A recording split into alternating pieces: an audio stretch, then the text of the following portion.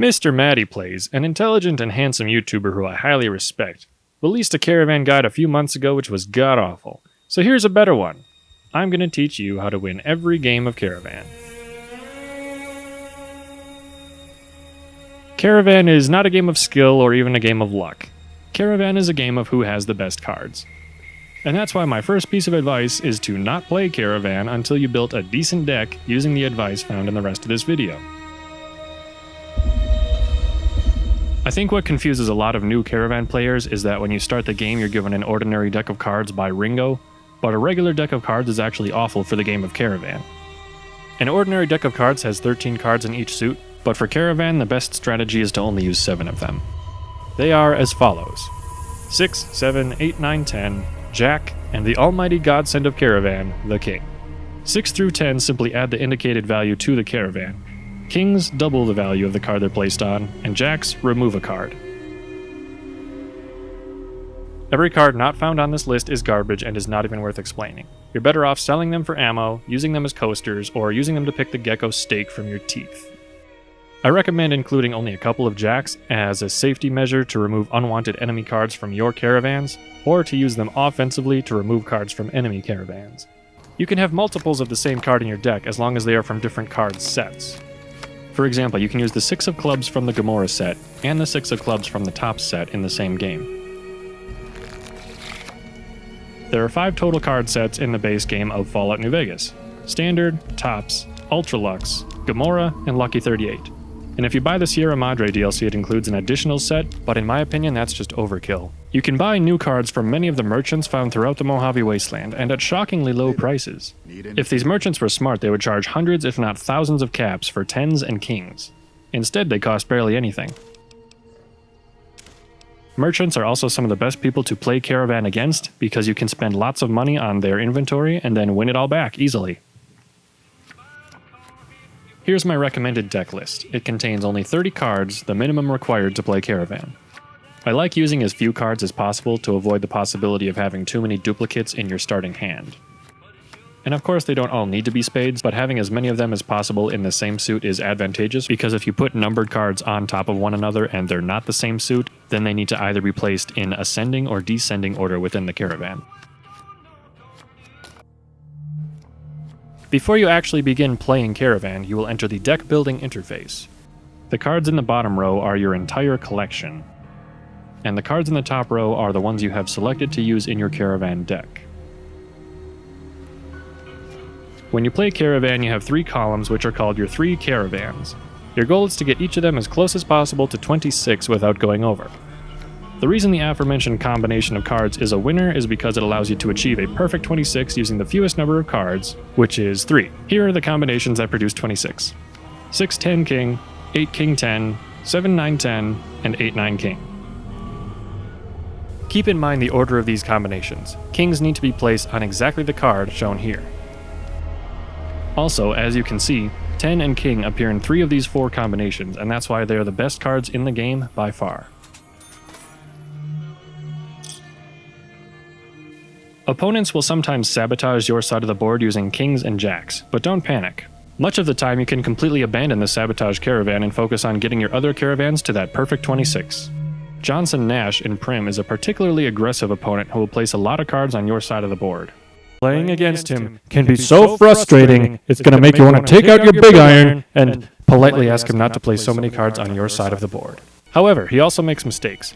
In this clip, he places 3 kings on the same one of my cards, which is far more sabotage than is actually effective. The result is he wastes a lot of turns while I make progress on my other Caravans, and I win the game. Now I'll show you some walkthroughs of a few of my Caravan games.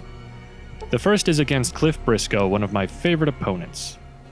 To start off, I buy a bunch of things from his inventory to increase his available betting money. Then I raise the bet like always. I don't bother modifying my deck at this point in the game because I already have the best cards. Note my win-loss ratio. Obviously I could have just saved and reloaded a previous game if I had lost the game of Caravan, but this guide eliminates the need to ever do that. My starting hand contains 2 10s, which is excellent. You need to play 1 card in each of your Caravans before you're allowed to play a second card on any of them, so I start out my Caravans with 2 10s and a 7. By putting down that 7, I've committed that caravan to this specific combination, since it's the only one that has a 7. Cliff has an ace in his deck, the worst conceivable card in Caravan, or close to it, so I know it'll be an easy game. I start out with my rightmost caravan, but Cliff decides to commit to his middle one first, so I decide to beat him there. I match his 26, meaning my middle caravan and his middle caravan essentially cancel each other out for the time being. In my next 2 turns, I bring my left caravan to 26. At this point, I have 2 caravans above 21, meaning I'm eligible to win. But Cliff still has me matched in the middle, so I sabotage him with a king, which puts his caravan over 26, invalidating it. Because I have 2 caravans beating his, I win.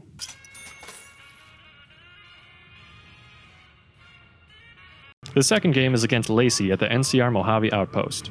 Again, she starts with 2 aces, so I know it'll be an easy game. Like before, I commit to beating whichever is the highest of her caravans first.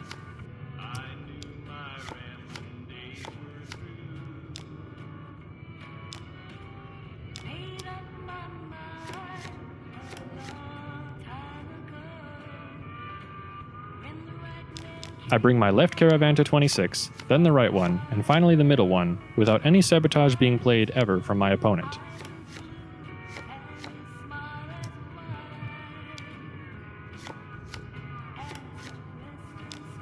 This is a completely typical, easy victory which you can expect to happen frequently when you follow this guide. Lastly, here's a game against the infamous Johnson Nash. If you ask me, he really shouldn't be located as early in the game as he is, considering he's probably the most difficult caravan opponent in the entire game. At the start of my game against him, I refrain from using my 10 right away because I know many of my first cards will just be removed with his jacks. Sure enough, he removes my 9, which I replace with a 10.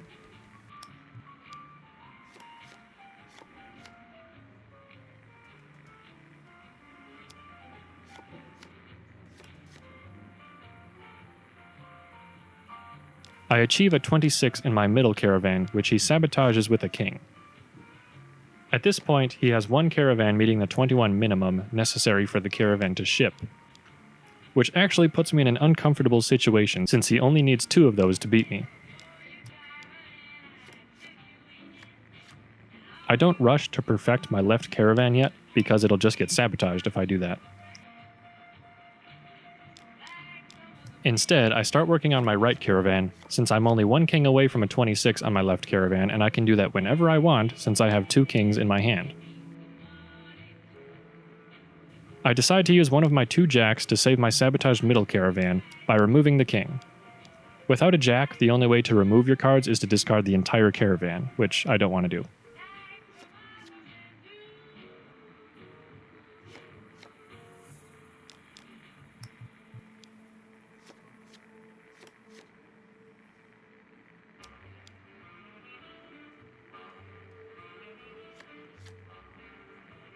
Before long, I'm able to use my high-value cards and strategy to get 26 in every column, and I earn my 16th win.